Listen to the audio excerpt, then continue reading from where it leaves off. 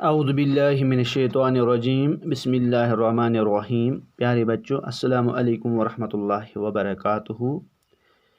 آج ہم چھٹی جماعت کا تیسرا سبق اردو میں سے پڑھتے ہیں، جس کا عنوان ہے شاعر کشمیر مہجور۔ تو آئیے شروعات کرتے ہیں اس سبق کی۔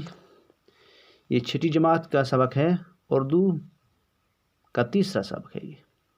اس سے پہلے ہم پڑھ چکے ہیں پہلا سبق حمد، اور دوسرا سبق اس کا ہے ہمارے سرسبز جنگل۔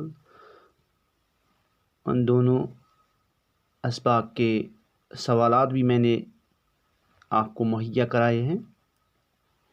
تو آج ہم اس کا تیسرا سبق شاعر کشمیر مہجور پڑھتے ہیں۔ پیارے بچوں، شاعر کشمیر مہجور کا پورا نام پیرزادہ غلام احمد تھا۔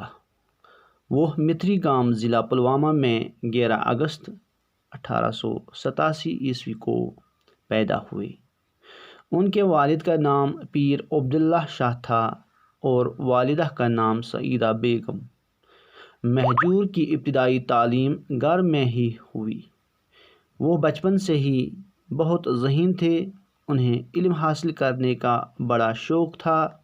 انہوں نے ترال جا کے علی گنائی عاشق ترالی سے بھی درس لیا۔ بعد میں مروجہ تعلیم کے لیے انہوں نے مدرسہ نصرت الاسلام سری نگر میں داخلہ لیا۔ مہجور کی طبیعت میں خودداری تھی، اس لیے پیر مریدی کے آبائی پیشہ پر خود کما کر کھانے کو ترجیح دی۔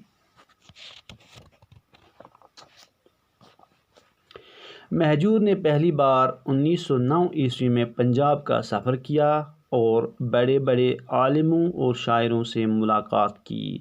اسی سفر کے دوران مہجور نے شعر گوئی کا باقاعدہ آغاز کیا۔ 1908 عیسوی میں شجرہ کش کی حیثیت سے ملازم ہوئے اور لداخ بھیج دیے گئے۔ بعد میں پٹواری بنے اور پینشن ہونے تک اسی حیثیت سے کام کرتے رہے۔ مہجور کو ملازمت کے سلسلے میں لداخ، کرگل، ہاجن، سورسیار، ہندوارہ اور آری گام میں رہنا پڑا۔ اس دوران مہجور کو طرح طرح کی تکلیفیں بھی اٹھانا پڑیں۔ 3 بار معطل کیے گئے۔ پٹواری بننے کے بعد ایک بھی ترقی نصیب نہ ہوئی۔ ان کے افسران بالا ان کی لیاقت سے جلتے تھے۔ شخصی راج کا دور تھا، اس لیے مہجور کی شکایت پر کوئی غور نہیں کرتا تھا۔ مہجور پہلے کشمیری شاعر ہیں جو عوام میں بے حد مقبول ہوئے۔ چنانچہ کشمیر میں ہر طرف ان کے گیت اور غزلیں گائی جاتی ہیں۔ کسان کھیتوں میں کام کرتے ہوئے ان کے نغمے گاتے ہیں، بچے باغوں میں ان کے گیت گاتے ہیں، عورتیں شادیوں اور تہواروں کے موقعوں پر مہجور کا کلام گاتی ہیں۔ مہجور کو اپنے وطن کشمیر سے بڑی محبت تھی۔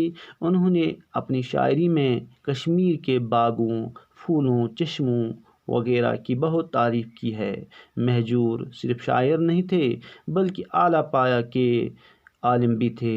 لداخ گئے تو لداخ کا سفر نامہ لکھا، جو سیاحوں کے لیے آج بھی بڑا فائدہ مند ثابت ہو سکتا ہے۔ پٹواری رہے تو پٹواری کے نام سے ایک چھوٹی سی کتاب لکھی جو پٹواریوں کو ان کے کام میں مدد دے سکتی ہے۔ اپنے مرشد قلندر رحیم صاحب کی زندگی پر حیات رحیم کے نام سے ایک تذکرہ لکھا۔ اس کے علاوہ ان کی اور بھی کئی تصانیف ہیں۔ مہجور کی مقبولیت کا اندازہ اس سے لگایا جا سکتا ہے کہ ان کا کلام ان کی زندگی میں کلام مہجور کے نام سے 11 حصوں میں اور پیام مہجور کے نام سے 6 حصوں میں شائع ہوا۔ مہجور کشمیر کے پہلے شاعر ہیں جن کا کلام ان کی زندگی میں کئی بار شائع ہوا، یہاں تک کہ بعض حصے دیوانگری اور رومن رسم الخط میں بھی شائع ہوئے۔ ان کی بہت سی نظموں کا ترجمہ انگریزی، ہندی اور اردو میں ہو چکا ہے۔ مہجور کشمیر کے پہلے شاعر ہیں جن پر ایک فیچر فلم اور ایک دستاویزی فلم بنائی گئی۔ ان کا کلام گانے کی وجہ سے محمود شہری بہت مشہور ہیں۔ وہ لاہور جا کے مہجور کا کلام گاتے تھے جو ریکارڈ ہوتا تھا۔ افسوس کہ اتنے بڑے اور مقبول شاعر نے ملازمت میں بڑی تکلیفیں اٹھائیں جن کا تذکرہ انہوں نے اپنے خطوط میں کیا ہے۔ وہ زبردست وطن پرست تھے اور انہیں وطن کی ایک ایک چیز سے محبت تھی۔ تاریخ ادبیات کشمیر کی ترتیب کے سلسلے میں وہ دہلی گئے اور وہاں کتب خانوں میں مطالعہ کرتے رہے، مختلف ادبی انجمنوں سے بھی وابستہ رہے، صحافت میں بھی دلچسپی لی۔ ملازمت سے ریٹائر ہونے کے بعد اپنے آبائی گاؤں متری گام پلوامہ میں سکونت اختیار کر لی۔ 1951 میں حکومت جموں کشمیر نے اس عظیم شاعر کی عزت افزائی کی۔ مہجور یہ اعزاز پانے والے پہلے شاعر ہیں۔ چنانچہ حکومت نے ان کے حق میں سرکاری وظیفہ جاری کیا۔ اس وظیفے کی پہلی قسط مہجور نے 8 اپریل 1952 کو پلوامہ کے سرکاری خزانہ سے وصول کی۔ عین اسی وقت ان کے دماغ کی نس پھٹ گئی۔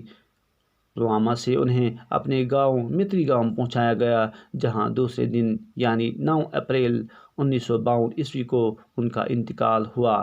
پہلے تو انہیں اپنے گاؤں ہی میں دفن کیا گیا۔ 2 دن بعد یعنی 11 اپریل 1952 کو اس وقت کے نائب وزیر اعظم بخشی غلام محمد متری گام گئے اور مہجور کی میت کو قبر سے نکال کر سری نگر لایا گیا۔ یہاں خانقاہ معلیٰ سے جنازے کو سرکاری اعزاز کے ساتھ ادیبوں، شاعروں اور سرکاری افسروں کے جلوس میں افواجاً لے جایا گیا جہاں انہیں سپرد خاک کیا گیا۔ اس موقع پر 21 توپوں کی سلامی بھی دی گئی۔ مہجور نے اپنے کلام میں اتحاد، بھائی چارہ اور وطن پرستی پر زور دیا ہے۔ وہ کشمیر کی ایک ایک چیز سے محبت کرتے تھے۔ وہ چاہتے تھے کہ ان کا وطن ہمیشہ ترقی کرے، ظلم کا خاتمہ ہو اور انسان کی قدر و قیمت بڑھے۔ تو بیٹو یہ تھا آج کا سبق۔ السلام علیکم ورحمۃ اللہ۔